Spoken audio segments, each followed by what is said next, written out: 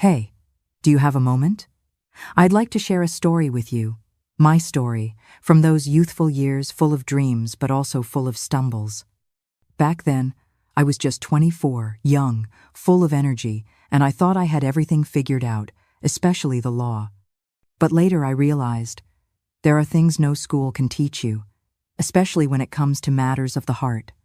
My name is Elizabeth Montgomery. People used to call me Liz. In the late 1960s, being a woman in law felt like walking against the wind. It was tough. Suspicion was everywhere, and opportunities were scarce. But I didn't back down. I stepped into the profession with everything I had, believing that if I was good enough, I'd be accepted. But I soon found out that some doors didn't open because of who I was, but because of my last name, Montgomery, daughter of the well-known attorney Richard Montgomery. I'm not telling you this to complain. It's just that every fall taught me something. And if you're willing to listen, I'll keep going, so you can understand more about a journey, not just of a young female lawyer, but of a woman learning to rise from the heartbreaks that law books never warned her about. At first, our family life was very peaceful.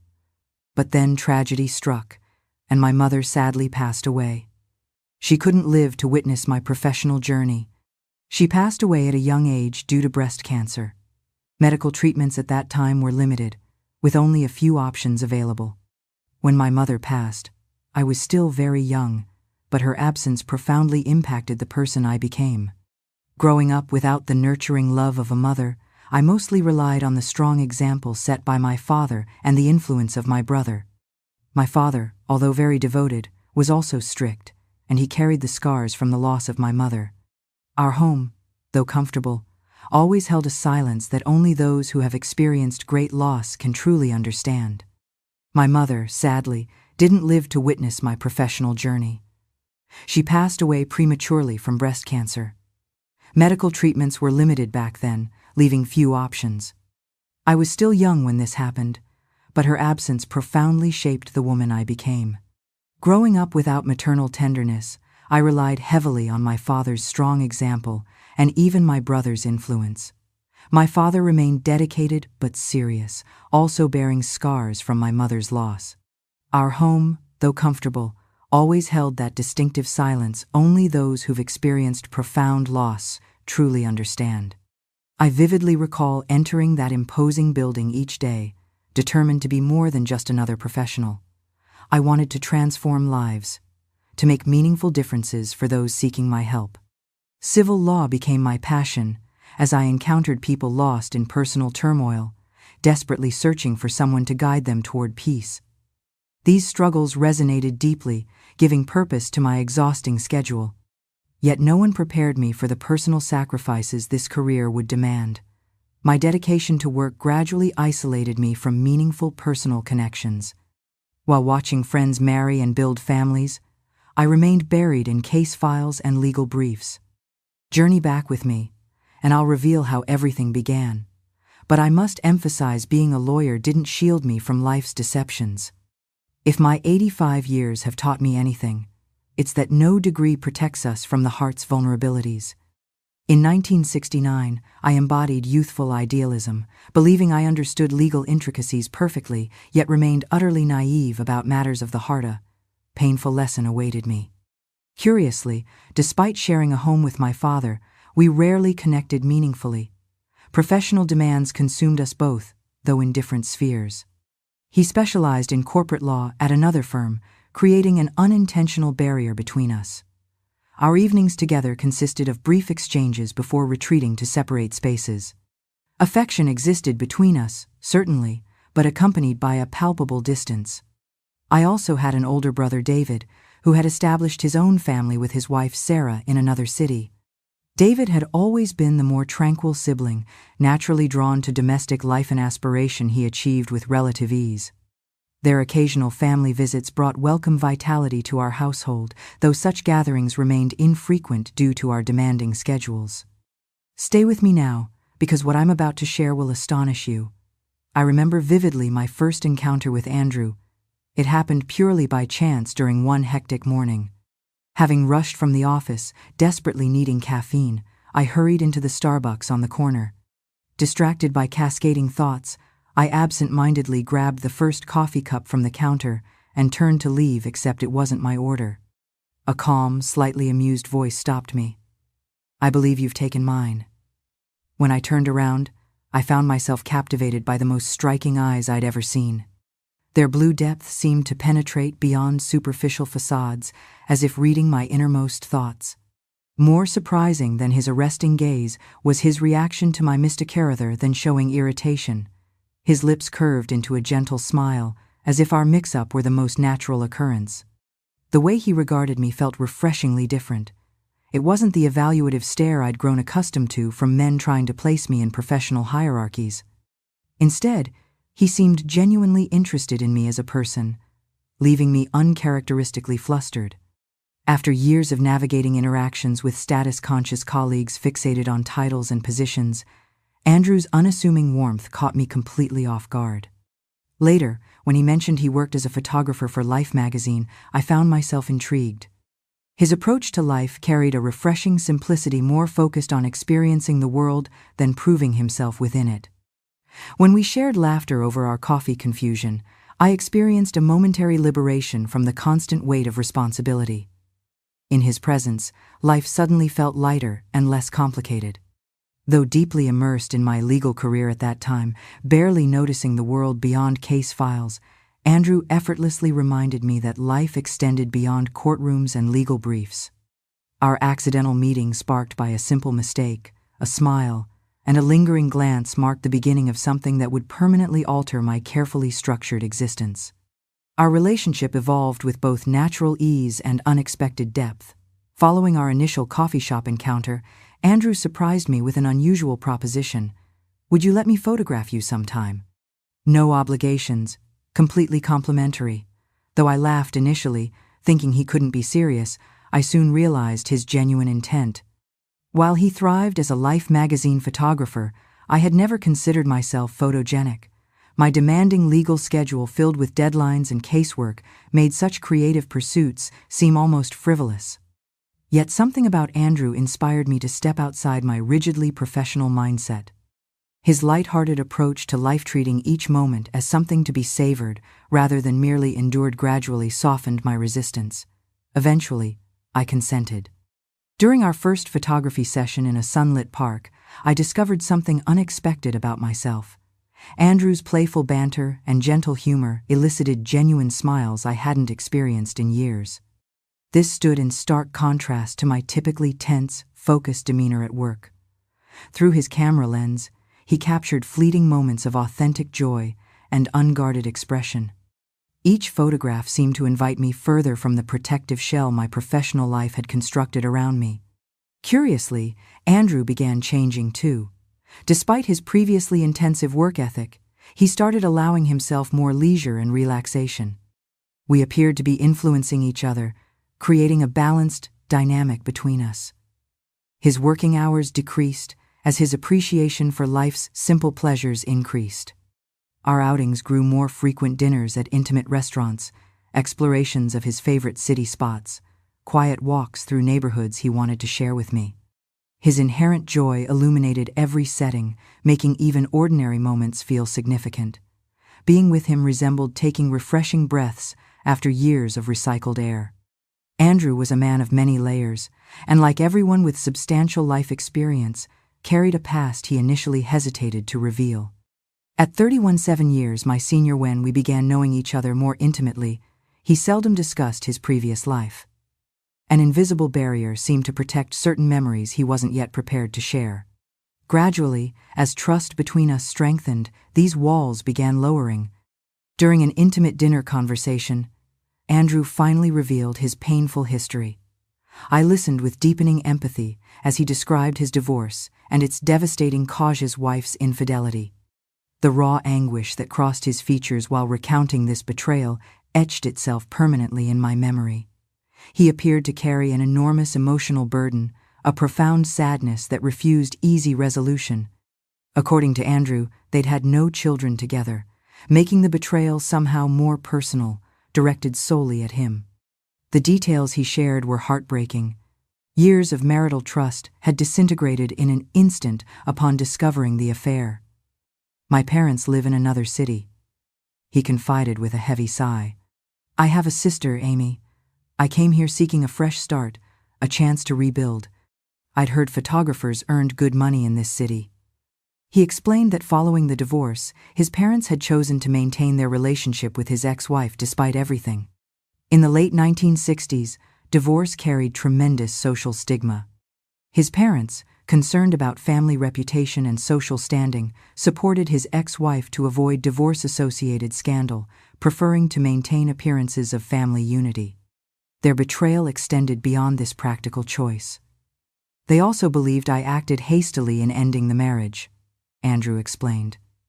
To them, divorce represented personal failure and weakness.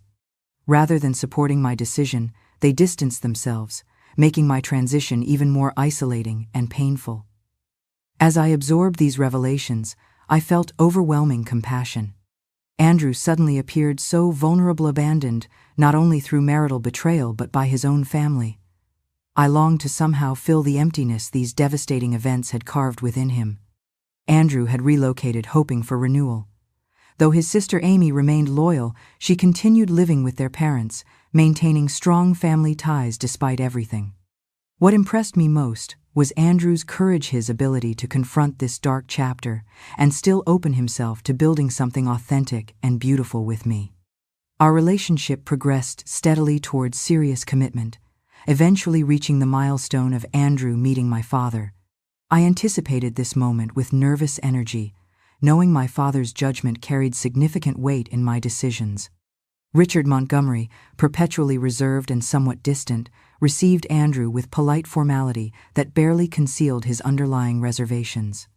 What I immediately noticed was my father's skeptical assessment of Andrea, wariness that extended beyond Andrew's divorced status.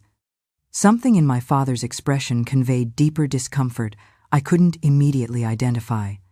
Though Richard rarely verbalized his emotions, his silence communicated volumes. Divorce still carried heavy social judgment in that era, presenting a substantial issue in my father's eyes.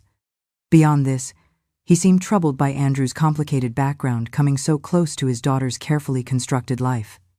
Nevertheless, despite his unspoken disapproval, Richard permitted our relationship to continue. Within a year, Andrew and I decided to marry. Our profound mutual love outweighed imperfect circumstances, leading us to choose a simple courthouse ceremony that reflected both our situation and desire for discretion. Andrew's parents remained absent, a reality I accepted though I understood it wasn't ideal. Despite my encouragement, Andrew remained firmly opposed to inviting them. It was during our wedding day that I finally met Amy, Andrew's sister, whom he had invited. This meeting brought unexpected comfort. Amy's charm and humor reminded me of Andrew himself, suggesting authentic family connection. Amy's presence offered me a new perspective on Andrew's family background, creating a sense of welcome I hadn't previously experienced. Following our modest ceremony, we escaped to a serene beach for our honeymoon.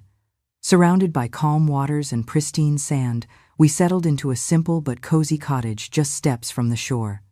Here, I experienced physical intimacy for the first time. Everything was new to me.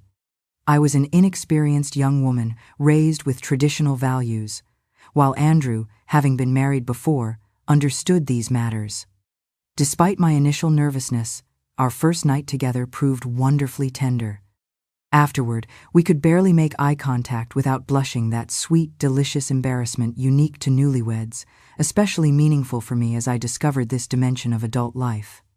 The honeymoon days unfolded in an atmosphere of profound love and passionate discovery, bringing unprecedented happiness and emotional revelation. Looking back now with the clarity of hindsight, I marvel at my naivety. I never imagined that this seemingly devoted, attentive man would ultimately betray me so completely. Not even in my darkest nightmares could I have envisioned someone capable of such deception. We believe we truly know someone, don't we? Yet life sometimes delivers cruel surprises. The very man who made me feel so cherished and exceptional eventually revealed himself as someone entirely different from my perception. Early in our marriage, we moved into a small apartment in New York's Upper East Side. I had accumulated savings through my legal career, and my father generously contributed the remaining funds needed for the purchase. Andrew, by contrast, possessed limited financial resources, having divided most assets with his ex-wife during their divorce. His financial circumstances remained somewhat precarious. Though I understood that Photography for Life magazine provided moderate income, this never concerned me. What truly mattered was building our life together, regardless of material considerations. As time passed, we adapted comfortably to our new living situation. Though simple, the apartment represented something preciouser: shared space. This gave me profound security and contentment. I believed I had found both my place in the world and my life's companion.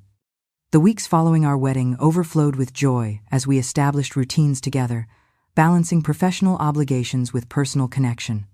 While I continued my legal career and Andrew pursued his photography, our free time became precious territory for deepening our relationship.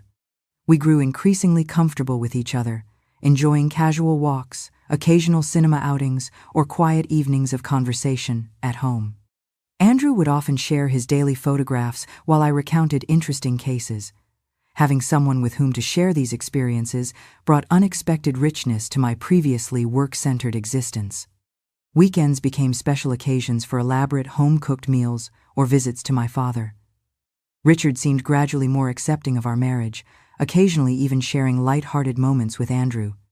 Everything appeared perfectly aligned until the evening Andrew returned home visibly troubled. "Liz, I need to discuss something important," he began, tension evident in his voice. "What is it?" I asked, my heart accelerating with concern. "It's about Amy," he explained. "She's experiencing serious difficulties. Her boyfriend has become violent, and she urgently needs safe accommodation. She's fleeing from him.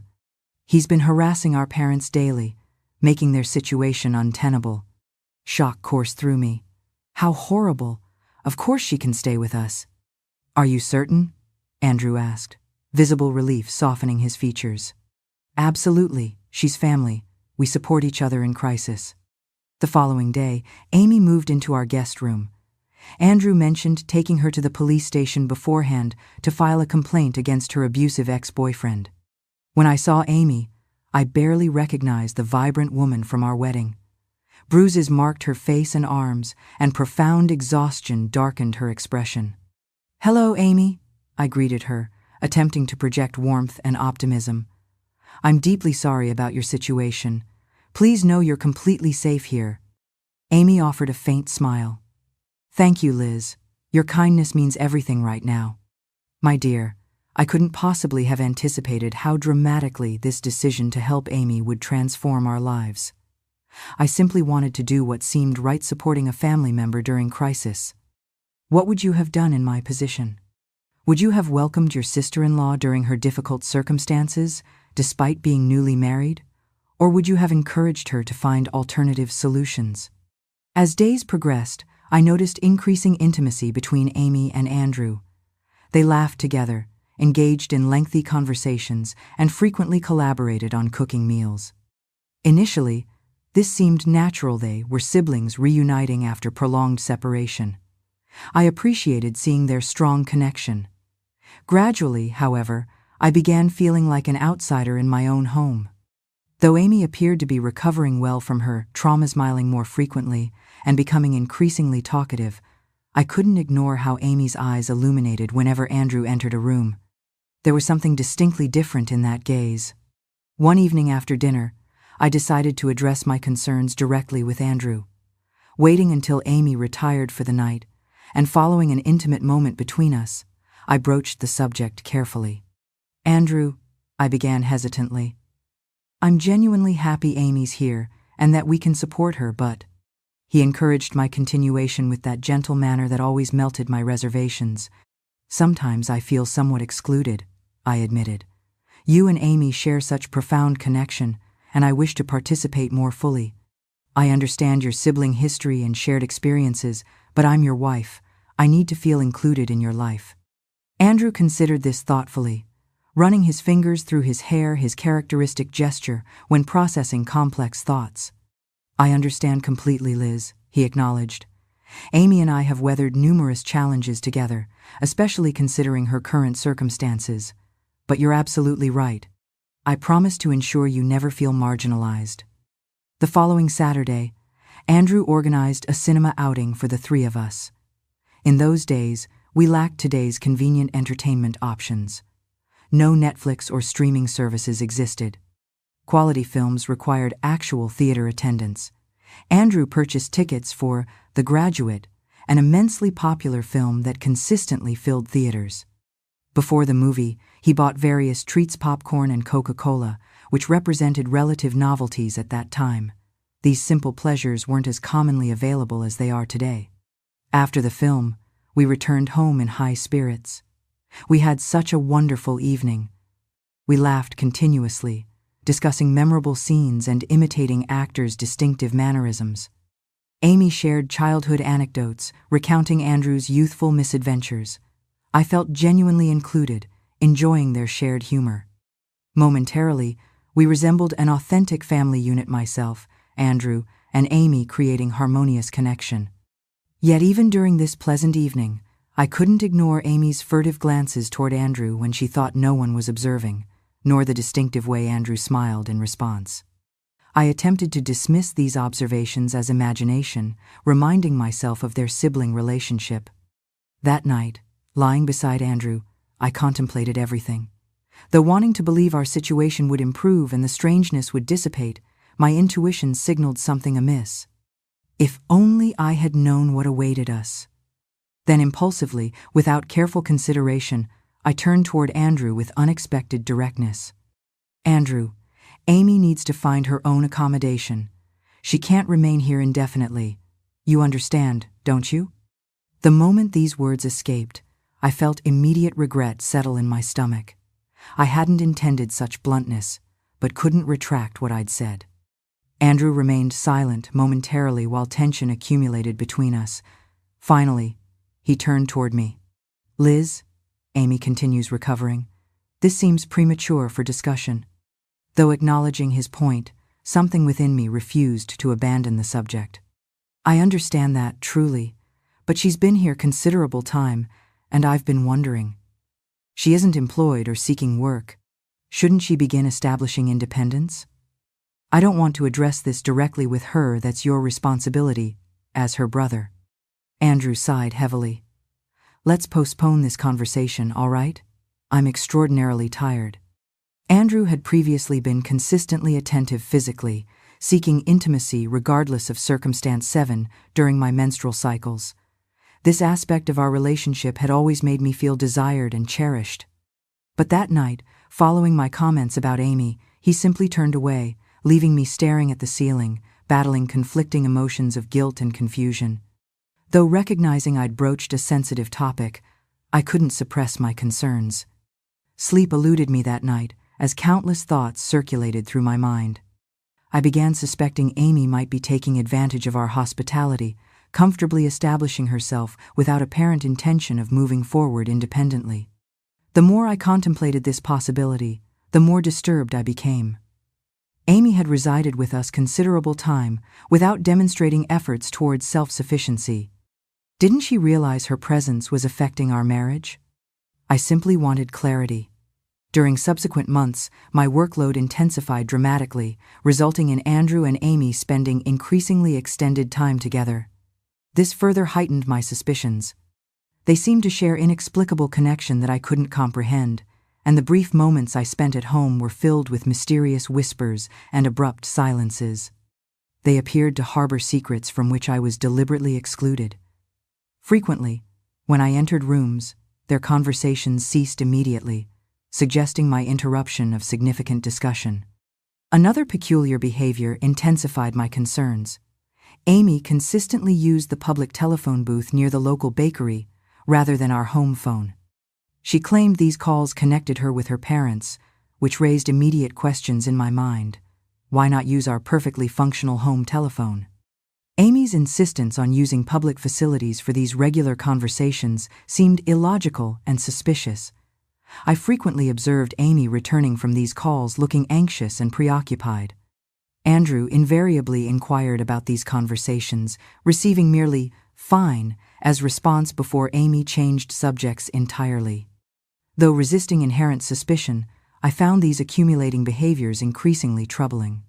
The meaningful glances exchanged between Andrew and Amy, their whispered conversations, these mysterious telephone calls all contributed to growing uneasiness. Despite attempting to rationalize these observations as misinterpretations, the persistent discomfort in my stomach wouldn't subside. Working extensive hours, I primarily saw Andrew during evenings when his physical demands distracted me from addressing the underlying situation. Before I could properly process my concerns, another night arrived, continuing the unsettling pattern. During a rare work break, I confided in my trusted friend, Samantha Jefferson. "I'm completely bewildered, Samantha. This persistent feeling haunts me constantly," I admitted while stirring my coffee absently. Samantha's expression reflected immediate concern. "What exactly troubles you, Liz?" "It's regarding Amy. She's lived with us for months now. I genuinely want to help, but something feels fundamentally wrong. I can't articulate it precisely," I explained between cautious sips of coffee. After contemplative silence, Samantha asked, "Have you discussed this with Andrew?" I nodded affirmatively. "Yes, but he dismisses my concerns as imagination. Perhaps he's right." Leaning closer, Samantha lowered her voice confidentially. "If you truly want peace of mind, I have a police contact. He could verify whether Amy actually filed any abuse report." This suggestion tempted me despite ethical reservations. "Do you think that's appropriate?" I hesitate to violate her trust. Samantha shrugged pragmatically. "This is strictly for your reassurance. If records exist, you'll confirm her truthfulness. If nothing appears, your concerns merit serious attention." Though momentarily hesitant, I eventually agreed. "Oh, my dear, the impulsive actions jealousy sometimes drives us toward. We occasionally make regrettable decisions under its influence. Let me continue this heartbreaking narrative." Several days later, Samantha approached me with unmistakable gravity in her expression. "Liz, no abuse report exists under Amy's name," she stated solemnly. I felt my heart plummet. "Are you absolutely certain?" Samantha nodded decisively, her expression grave. "My contact verified twice. Nothing exists." Feeling thrust into nightmarish reality, I returned home with racing thoughts. Though immediately wanting to confront Amy, I chose measured approach. Understanding the dangerous territory I navigated, my predominant thought remained the devastating possibility of deliberate deception. If only I'd anticipated the consequences my suspicions would unleash. That evening during dinner, I cautiously introduced the subject. "Amy," I began carefully, "I have a friend specializing in domestic violence cases. She's offered assistance should you wish to pursue legal action against your ex-boyfriend or simply discuss your experience." Amy appeared momentarily surprised. "That's extraordinarily kind, Liz, but I prefer moving forward without revisiting that painful chapter. Considerable time has passed." "Reporting such incidents remains crucial," I persisted, maintaining direct eye contact, both for your protection and potentially other women's safety. Amy visibly tensed. "I understand that perspective, but this remains my personal decision. I won't revisit those experiences." The conversation concluded there, but my suspicions intensified. During subsequent weeks, I observed their interactions with heightened attention. I noticed the meaningful glances exchanged between them, their nonverbal communication patterns, and Amy's continued mysterious phone calls always followed by agitated behavior. One afternoon, while searching for documentation in our home office, I discovered a photograph. While Andrew's photography naturally filled our home with diverse images, this particular picture immediately registered as profoundly different. This older photograph captured Amy and Andrew in distinctly non-sibling intimacy, Amy seated sideways across Andrew's lap. They appeared considerably younger, possibly teenagers. My heart pounded violently as I examined this evidence. My hands trembled holding the photograph, suddenly feeling my entire world inverting instantaneously. At that moment, all my suspicions, all those strange glances I'd observed, crystallized into horrifying coherence. Though resisting the evident truth, undeniable evidence confronted me directly. What actions could I take? How could I possibly face them with this knowledge? My dear, this marked the beginning of the end. Don't leave now, the situation is about to dramatically intensify. Life's complexities sometimes exceed our comprehension, don't they? We believe we understand people completely, yet occasionally discover shocking truths. I determined to undertake something risky, pretending to embark on business travel while actually investigating what occurred in my home during my absence. I'm not proud of this deception, but desperation drove my actions. Having formulated my plan, I informed Andrew and Amy about a supposed business trip to Chicago lasting several days. It's an essential meeting requiring my presence, I explained with forced normalcy. Andrew accepted this explanation, wishing me safe journey while dramatically claiming he might perish from missing me excessively. Amy similarly offered good wishes, though something indefinable lurked behind her expression. I responded while concealing my internal turmoil. My heartbeat accelerated with anxiety. Though recognizing my deceptive behavior, I perceived no alternative strategy. The following morning, I packed modest luggage and proceeded to the bus station. Instead of boarding any bus, however, I hired a taxi to transport me to a nearby motel. This modest establishment maintained cleanliness despite its simplicity. The proprietress, Mrs. Zoe, demonstrated exceptional kindness. Though likely noticing my agitation, she refrained from questioning my unusual circumstances. I spent that day wandering through familiar streets, meticulously planning my surprise return home. Each passing minute stretched interminably. My imagination continuously constructed scenarios potentially unfolding at home, intensifying my anxiety exponentially. Had I known what awaited my discovery, perhaps ignorance would have proven preferable. But we cannot reverse time, can we? What's done remains irrevocable, and my discoveries that night permanently altered my existence. As darkness descended, knowing Andrew typically returned from work at predictable hours, I instructed my taxi driver to stop 1 block from my residence.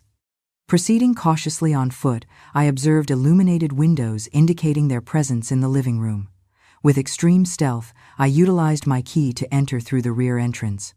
Continuing on tiptoe toward the bedroom, I confronted an unimaginable scene. Andrew and Amy lay completely naked together. Had I arrived moments earlier, I would have witnessed their intimate act itself.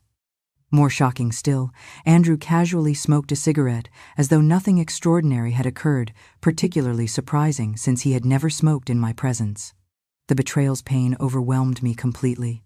"Your own sister!" I screamed involuntarily. Both jolted upright, frantically attempting to cover themselves. Andrew shouted my name while leaping from bed, insisting misinterpretation. "Is that so?" I responded through tears. "Because it appears precisely as I perceive it." Amy, clutching bedsheets for modesty, pleaded for explanation opportunity. "Explain?" I exclaimed incredulously. "How could you possibly justify this situation?" Andrew inhaled deeply while extinguishing his cigarette. Then came the most devastating revelation. Amy wasn't his sister at all, but rather his wife. Can you imagine hearing such words? Consider my shock upon this revelation. My dear, life sometimes demonstrates unimaginable cruelty. At that moment, I experienced complete devastation. My thoughts scattered chaotically. The photograph, their unusual closeness, their secretive behavior, everything, suddenly achieved terrible clarity. "You've deceived me completely all this time?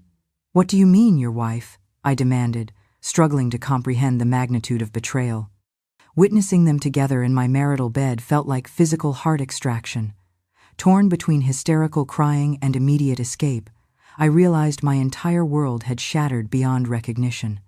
They instructed me to sit. Though trembling uncontrollably, I perched on the bed's edge, awaiting whatever explanation they might attempt. Amy began speaking. "We intended full disclosure eventually, I swear, but Michael refused." "Michael?" I interrupted, profoundly confused. "Have you lost your mind? What Michael?" Then came his astonishing revelation. Looking directly at me with those seemingly familiar eyes, he stated simply, "I am Michael." "Lord Jesus," I gasped, barely breathing. "What absurdity is this? What elaborate deception!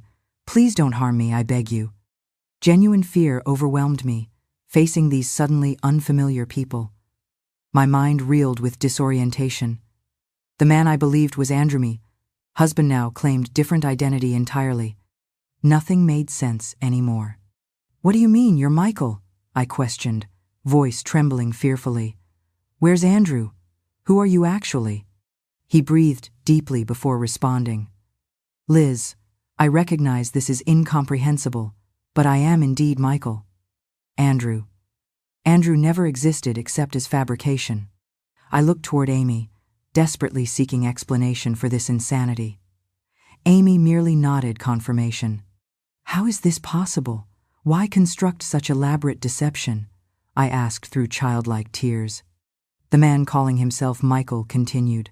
I've been married to Amy for 7 years. I relocated here for photography work with Life magazine. That's when I encountered you, Liz, and fell desperately in love. Amy interjected. When I discovered your relationship, I initially felt shocked but gradually understood. I've accepted the situation. Men behave this way, Liz. They conduct clandestine affairs. What acceptance nonsense is this? Have you suffered head trauma? I demanded incredulously. Sharing my husband causes no distress, Amy replied with disturbing calm. His love encompasses both of us adequately. Don't you recognize this? He manages our needs, perfectly spending time with me before your return from work, then devoting nights to you. I hope you'll understand this arrangement. I couldn't believe what I was hearing. Turning toward Michael, I demanded, And our marriage? How do you explain that legal commitment? He lowered his head shamefully. I arranged falsified documentation enabling our marriage, Liz. I felt as though the floor disappeared beneath me. Everything I believed had instantly evaporated. An accomplished attorney had fallen victim to elaborate deception. So our entire relationship was fabricated? Our courtship? Our marriage, all based on fraudulent documents and deliberate misrepresentation? They exchanged glances, appearing suddenly lost, but this didn't diminish my anguish. Our feelings remain genuine, Liz, Michael attempted explanation. Our emotional connection represents truth. Truth? I interrupted sharply. How can anything based entirely on deception claim authenticity? And you smoke.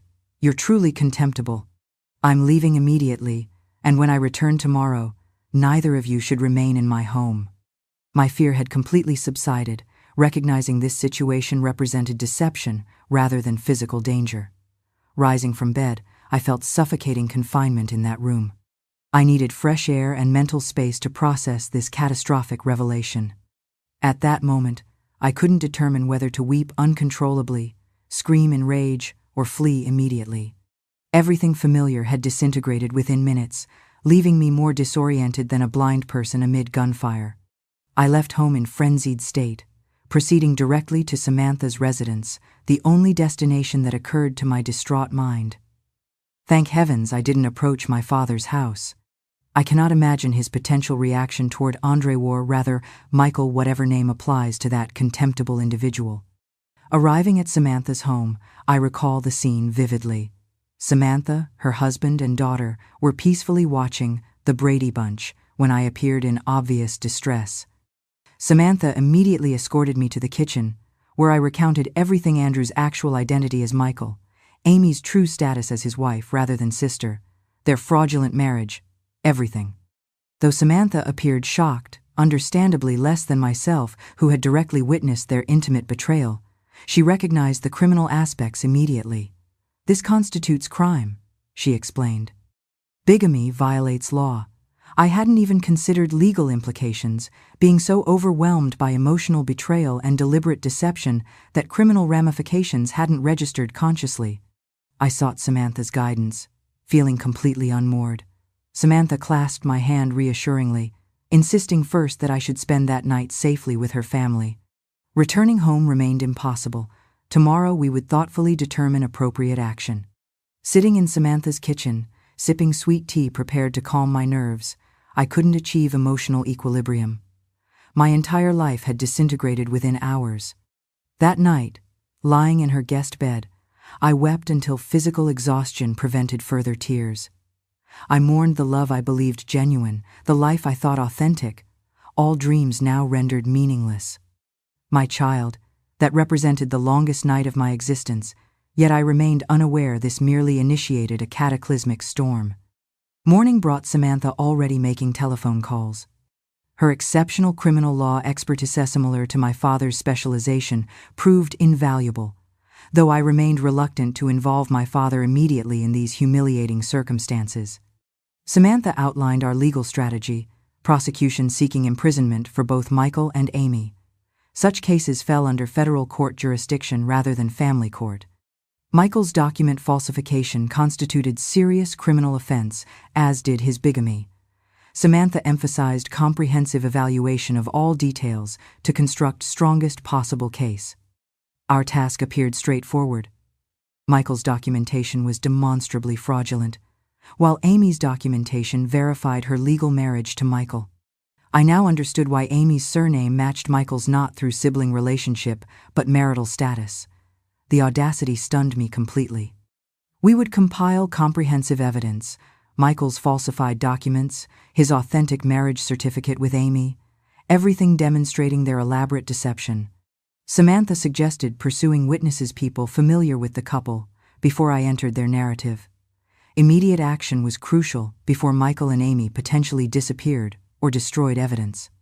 Though experiencing simultaneous fear, anger, and shame, I recognized the necessity for strength and decisive action. These individuals would face consequences for their deliberate deception.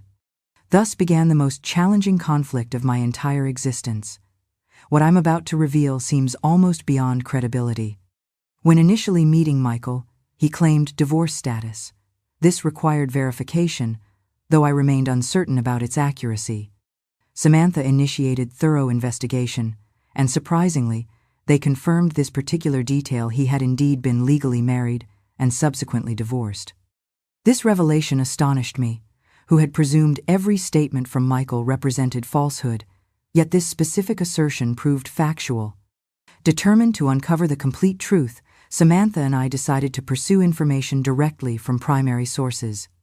Imagine these two professional women boarding a bus toward the small Ohio town where Michael's former wife resided. It was quite an extraordinary journey. We entered completely unknown territory, uncertain what awaited discovery. I experienced considerable anxiety, fearing additional deceptions and disappointments, but Samantha provided steadfast support, emphasizing our need for comprehensive understanding before taking legal action. Upon reaching this small Ohio community where everyone seemed interconnected, we quickly located the ex-wife's residence through local inquiries. My curiosity barely contained itself as we approached the gate. What if she remains unaware of her divorce status? I wondered anxiously. What if this represents another elaborate fabrication? When the door opened, however, the situation intensified beyond imagination. Accompanying the woman stood a handsome young boy whose eyes immediately revealed Michael's paternity, those identical, piercing blue eyes that had initially captivated me. I estimated the child approximately 12 years old. We introduced ourselves to Melissa, who directed her son toward the backyard before inviting us inside. As Melissa began sharing her story, I felt my foundations crumbling beneath me. Melissa explained her previous marriage to Michael, which ended upon discovering his affair with Amy. According to Melissa, Michael and Amy had known each other since childhood as close friends. Upon uncovering their betrayal, she immediately expelled him and initiated divorce proceedings. I absorbed each word like physical blows. However, further revelations awaited. Soon, Melissa's mother appeared with 2 additional children. Upon introductions, Melissa casually mentioned that one girl aged 11 was also Michael's daughter, though lacking his distinctive eyes. The boy we had seen initially was 13, and similarly Michael's child. I felt physically destabilized by these revelations. Michael hadn't concealed one child, he had abandoned 2. I, believing I knew this man intimately, now confronted the magnitude of my ignorance. Melissa clarified that her youngest daughter belonged to her current marriage, though her husband was working during our visit.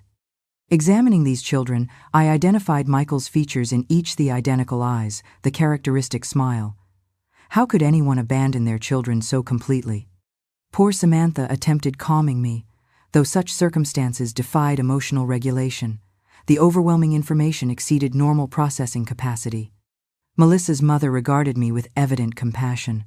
I suspected she had witnessed this scenario previously. Mothers remain eternally loyal, I reflected. She never abandoned her daughter throughout these trials. I found myself thinking about my father, to whom I still lacked courage to reveal these humiliating circumstances. Subsequently, I contemplated life's unpredictability, how existence can transform instantaneously. I had discovered that my supposed husband was not only already married, but maintained an entire family whose existence I hadn't suspected. Each revelation surpassed its predecessor in shock value, I emphasize. You should prepare yourself for what follows. It exceeds credibility. Melissa continued her narrative, each detail more astonishing than previous revelations. She mentioned Michael's parents living nearby and reiterated Michael and Amy's childhood connection. Then came a tragic disclosure. Amy's parents, Mary and Christopher, had perished in a nighttime house fire. They had managed to rescue 5-year-old Amy, but her 7-year-old brother Mark couldn't escape. Such heartbreaking circumstances, I murmured. My heart ached contemplating such tragedy. Melissa further explained that Michael's parents had been godparents to Amy's family and assumed guardianship following the catastrophe. Consequently, Michael and Amy grew up essentially as siblings, maintaining exceptionally close bonds. After adulthood, Michael met and married Melissa, though she consistently noticed his unusual closeness with Amy and frequently expressed concern. Michael dismissed her observations as imaginary. Eventually, Amy appeared claiming conflict with her godparents and requested temporary accommodation. Melissa, believing herself performing charitable action, agreed without hesitation. Subsequently, Melissa's mother discovered Michael and Amy in flagrantly intimate circumstances in Melissa's marital bed. When she shared this, I recalled, I was utterly scandalized. Her poor mother nearly suffered cardiac arrest from shock and required hospitalization. Melissa immediately expelled both from her home upon learning this betrayal. Their daughter Rachel was merely 2 years old at that time. I sat absorbing these revelations, genuinely uncertain how to process such extraordinary information. Michael, whom I believed my husband, possessed this elaborate history I couldn't have imagined. Amy, whom he had represented as his sister, was actually his childhood friend with whom he had betrayed Melissa. Every aspect of this narrative exceeded its predecessor in outrageous deception, I stated emphatically. I contemplated how extensively we can coexist with someone yet never truly know them. I discovered that my supposed husband maintained an entirely separate existence unknown to me. Astonishingly, this narrative continued unfolding. Melissa seemed inexhaustibly forthcoming. Melissa looked directly at me and continued, You should know, Miss Montgomery, Amy eventually became pregnant through their relationship. This news nearly toppled me physically, but Melissa continued relentlessly. Michael's parents ultimately received them into their home. These poor individuals experienced profound shock when Melissa revealed the entire situation to her former in-laws. Yet what alternatives existed? He remained their son, and they similarly cherished Amy. Accepting their relationship became inevitable. Melissa described how Michael and Amy established residence with his parents, openly acknowledged as husband and wife, following finalization of Melissa's divorce. Their marriage proceeded shortly thereafter. I never anticipated his capacity for such comprehensive betrayal, Melissa reflected sadly. He appeared genuinely devoted to me. Our relationship seemed harmonious in every aspect, including physical intimacy. I found myself thinking, this contemptible individual demonstrates insatiable tendencies. Imagine deceiving numerous individuals simultaneously, maintaining multiple relationships and families concurrently. My thoughts spiraled chaotically. Michael, whom I believed my husband, not only possessed this extensive history with Melissa, but had impregnated Amy and subsequently married her. Yet he had persuaded me that Amy was his sister. Each component of this situation exceeded rational comprehension, I emphasized. I felt transported into melodramatic television, those elaborately convoluted narratives filled with unexpected developments. I could only contemplate how completely one can be deceived. I discovered my supposed husband maintained not just one, but two separate families unknown to me. Apparently, he managed all these relationships simultaneously. Audacity. And remarkably, further revelations awaited. Melissa continued her disclosure. Melissa mentioned a daughter born to Michael and Amy. Subsequently, Amy conceived again. Imagine our expressions, I recalled. Samantha and I appeared so thoroughly shocked that my cardiovascular function seemed miraculous under such circumstances. Every statement Melissa uttered resembled physical assault. The narrative continued expanding. Melissa added, "My former mother-in-law demonstrates exceptional kindness. She regularly visits her grandchildren here." She explained that Michael's father no longer participated in these visits, though the children regularly visited their grandfather, who similarly showed genuine affection.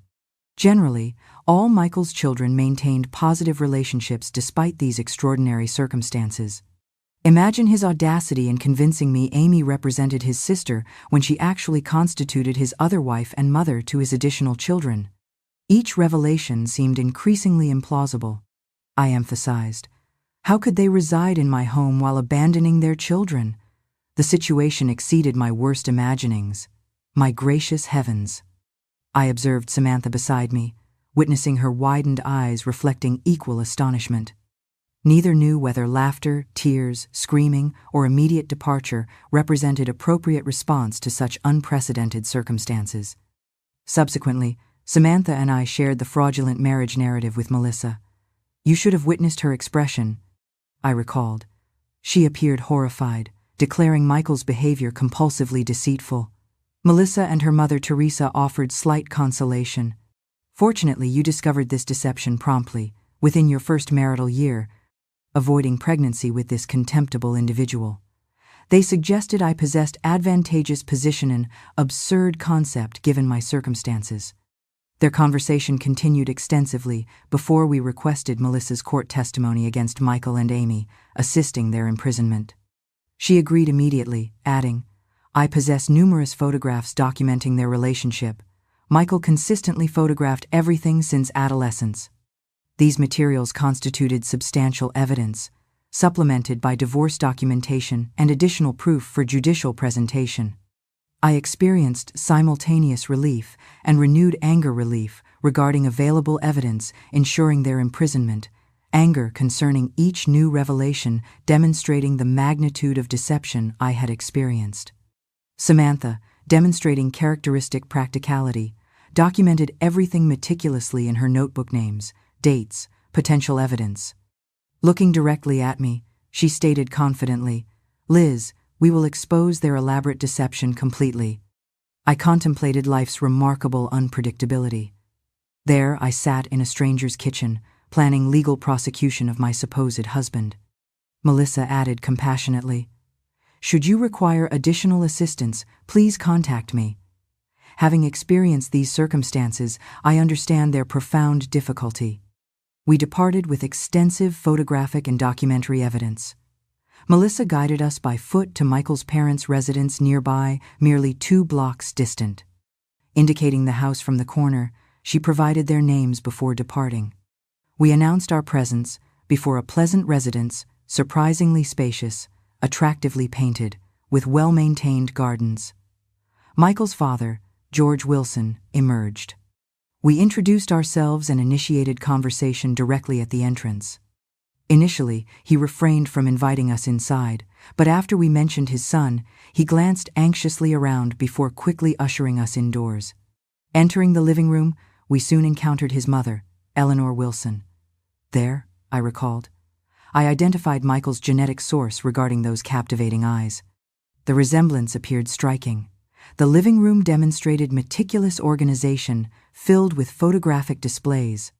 Images documented Michael's entire development, some including Amy, others featuring the children. I observed everything while contemplating life's peculiar ironies. There I stood in the home of my supposed husband's parents, observing photographic evidence of his existence that had remained completely unknown to me. Michael's father, Mr. George, appeared visibly anxious. His mother, Mrs. Eleanor, demonstrating exceptional kindness, invited us to sit. Samantha and I exchanged uncertain glances, hesitant regarding appropriate introduction to such challenging conversation. How does one inform parents their son represents a pathological liar and bigamist? Eventually, I summoned courage and began. "Mr. George, Mrs. Eleanor, we've come regarding your son." The elderly man blanched noticeably. I suspected he anticipated negative disclosure. At that moment, I recalled, I experienced profound heartache. Before me stood the parents of the man who had devastated my life, yet they appeared ordinary individuals, exhibiting fear comparable to mine. We proceeded describing our recent visit with Melissa. After uninterrupted disclosure, these standing individuals collapsed into seats as if physically burdened. They alternated between nodding agreement and shaking heads in negation. My heart fractured witnessing their devastated expressions. Though recognizing the necessity, I found their distress profoundly affecting. Poor Mrs. Eleanor began pleading, "Please don't imprison my son. He couldn't endure incarceration. For divine mercy's sake." At that moment, I admit, I felt completely conflicted. I looked helplessly toward Samantha, uncertain how to proceed, and found myself similarly weeping. Watching this elderly mother's desperate supplication affected me unexpectedly profoundly.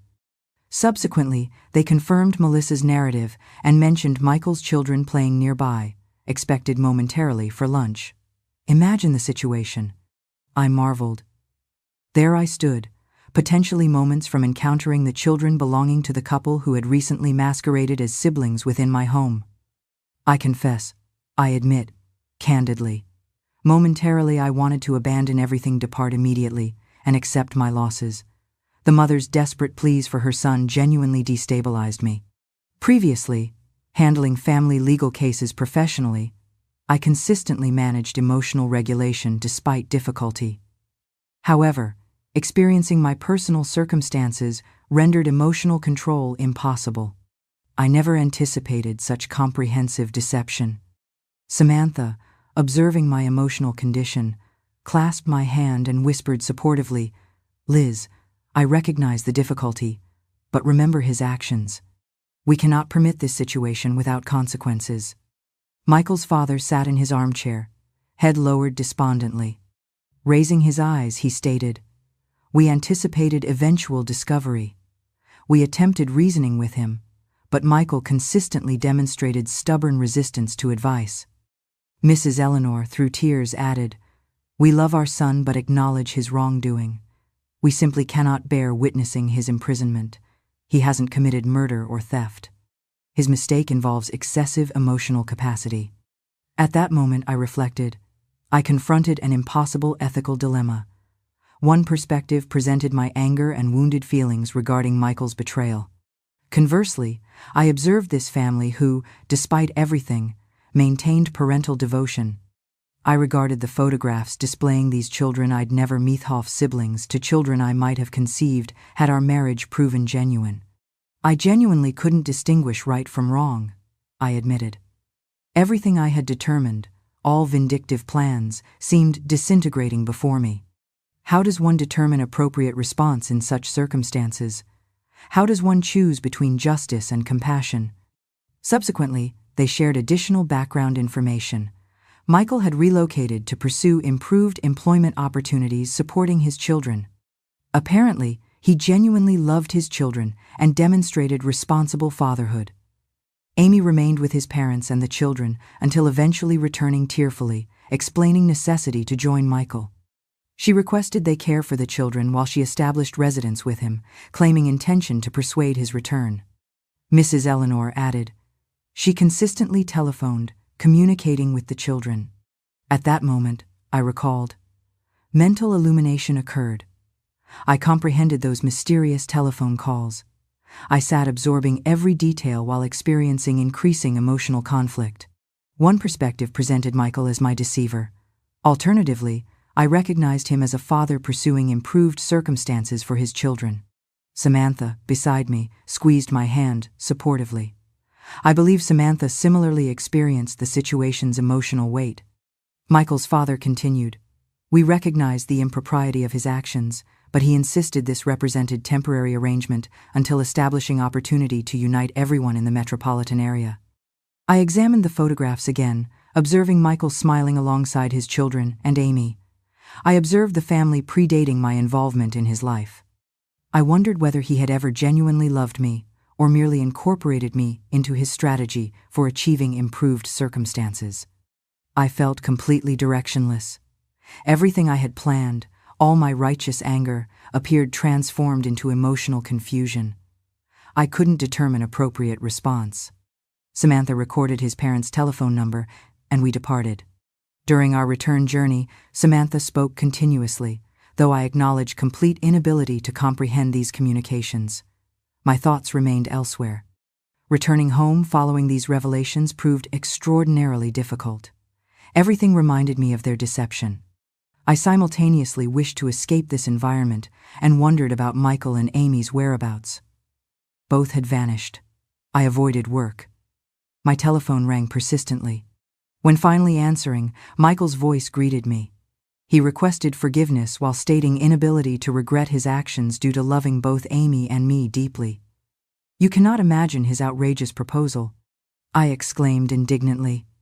With unmitigated audacity, he suggested, "Liz, I acknowledge my deception was wrong, but I genuinely love both you and Amy. I cannot choose between you.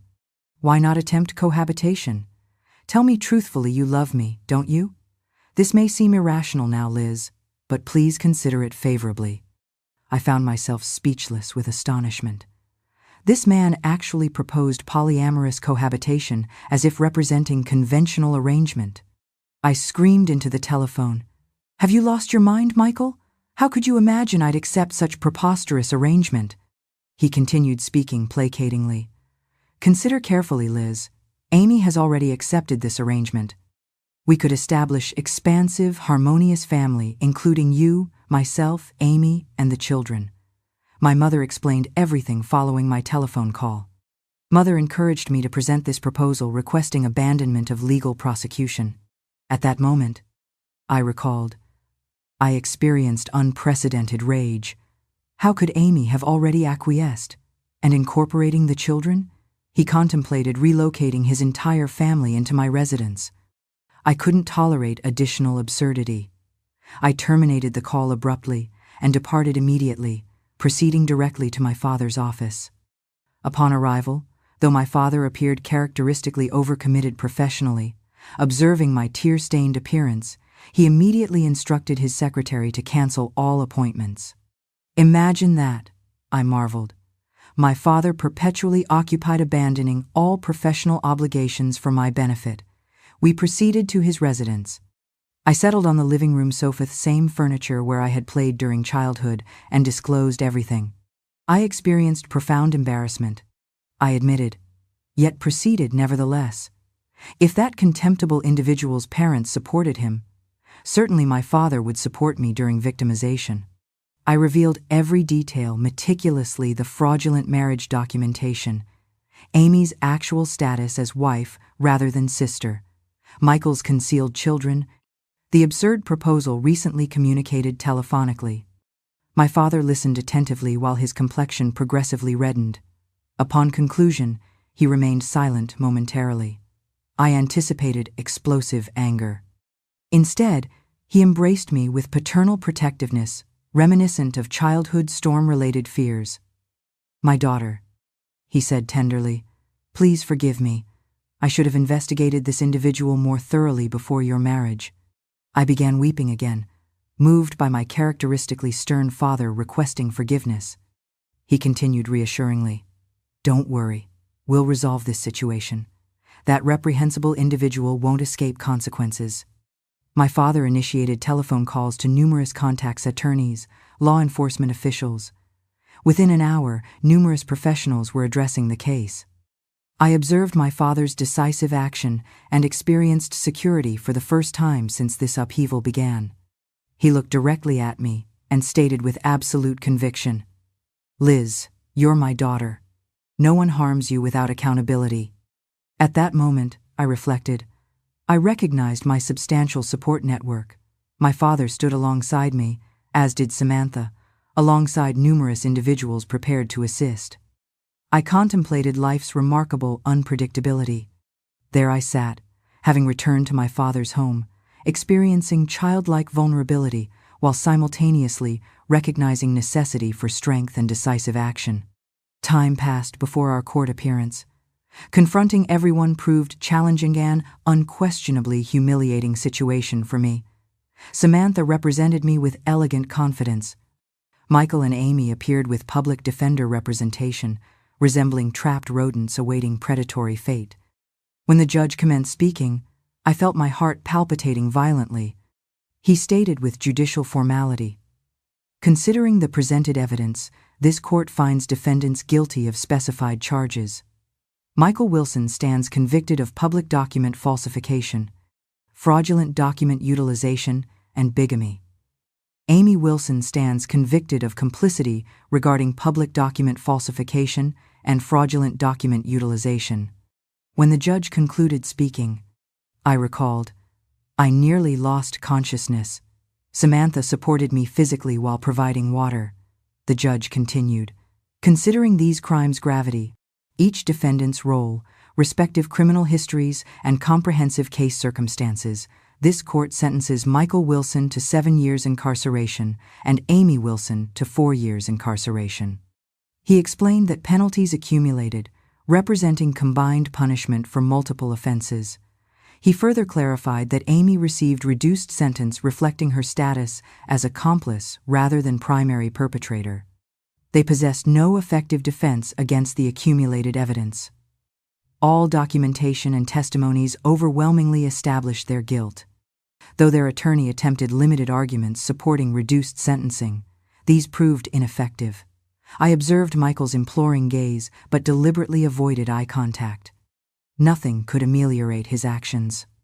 When departing court, my father embraced me reassuringly and stated, "It's completed, my daughter. Justice prevailed." I stood motionless on the courthouse steps, observing their removal in handcuffs. I experienced simultaneous relief and sadness relief regarding final resolution, sadness concerning everything that had occurred, and all lives affected by this madness. At that moment, I recalled, I recognized a chapter of my life had concluded. Overcoming these circumstances wouldn't prove simple, but at least now I could attempt reconstruction, knowing truth had emerged and justice prevailed. Following these events, I returned home experiencing such profound emptiness that physical pain resulted. I determined returning to my father's residence represented preferable option. It felt like returning to life's beginning, I explained. Single, as if nothing had occurred, since my marriage never legally existed. My father and I reduced our professional commitments and increased shared time. He treated me markedly differently than previous, demonstrating increased affection and frequent smiles. I believe this situation helped him recognize life's brevity and preciousness. We even visited my brother's family. Traveling together proved enjoyable. We utilized subway transportation. I spent significant time with my nephews. "Such delightful children," I exclaimed. Watching them playing carefree reminded me that goodness persists throughout life. I even experienced slight envy regarding my brother's circumstances. He and his wife Sarah maintained such profound connection. I recognized he represented completely different character than Michael. Despite everything, I continued seeking masculine virtue. Regarding my apartment previously shared with the man I knew as Andrew or Michael, I arranged rental occupancy. I never summoned courage to reside there again. I admitted. Every corner reminded me of deception and betrayal. The walls seemed to retain every secret I wished forgotten. Concerning my feelings toward Michael, I acknowledge extended recovery period. Even following his comprehensive betrayal and recognizing his habitual deception, I occasionally found myself contemplating him, recalling pleasant moments, shared laughter, future plans we'd discussed. Sometimes, awakening during night, momentary forgetfulness occurred before reality returned like physical assault. Recovery required considerable time, I emphasized. Extensive time passed before I could reflect on these experiences without experiencing that characteristic chest pain, that combination of anger and residual affection. But eventually, I learned living authentically again, smiling genuinely rather than pretending, making plans without fear. My father provided essential emotional support during this period. We engaged in extensive conversations, sometimes continuing until daybreak. He shared youthful experiences previously undisclosed. One day, I overheard my father's telephone conversation. He expressed pride regarding my resilience and courageous confrontation of these challenges. At that moment, I recalled, I experienced profound internal peace. After extended struggle, I had finally rediscovered my authentic self. Several years following these events, when I had reached 29, I met Peter Hamiltona, newly appointed attorney at my firm. An extraordinary individual, I described him. I experienced genuine love again, and, eventually, we married. Our union proved exceptionally fulfilling, incorporating everything marriage should represent. Peter belonged to financially advantaged family. We established residence in beautiful home dramatically different from my previous residence with Michael. This spacious house featured magnificent gardens. Sometimes I would observe our home with disbelief regarding my good fortune. Most remarkably, after many years, I successfully conceived my first child, Frank. I had reached 34 years age. Truthfully, I admitted, I believed myself incapable of conception given extended infertility. I even suspected this explained my failure to conceive with Michael. Medical supervision proved necessary throughout my pregnancy with Frank. Physicians discovered uterine cyst approximate lemon size. This explained my historical severe menstrual cramping and irregular bleeding. Suddenly, previous reproductive challenges achieved clarity. But observe divine goodness, I exclaimed. Following Frank's birth, Kathy arrived, my beloved daughter and companion. This represented genuine miracle. I scarcely believed the physician's announcement regarding my second pregnancy. Regarding grandchildren, I proudly claim 5. 3 belonged to Frank. That boy certainly demonstrated remarkable fertility. I laughed. Every visit to his wife revealed advanced pregnancy. The remaining 2 belonged to Kathy, who conceived later in life. Sometimes, I sit quietly and reflect on the astonishing unpredictability of life. There were moments when I thought I would never find true happiness or have a real family of my own. And yet, here I am with a wonderful husband, 2 children who are the greatest pride of my life, and 5 little grandchildren who warm my heart every day like tiny glowing lights. That's life, isn't it? Sometimes we're soaring high, other times we hit rock bottom. It's constantly changing, and no one can predict what lies ahead. But I believe the most important thing is to always hold on to faith in the good and trust in life's loving design. No matter what happens, things always seem to fall into place eventually, in a way we may not fully understand at first. Thank you for listening to my little story. If you enjoy calm and heartfelt reflections like this, please subscribe to the channel so we can continue sharing more moments together.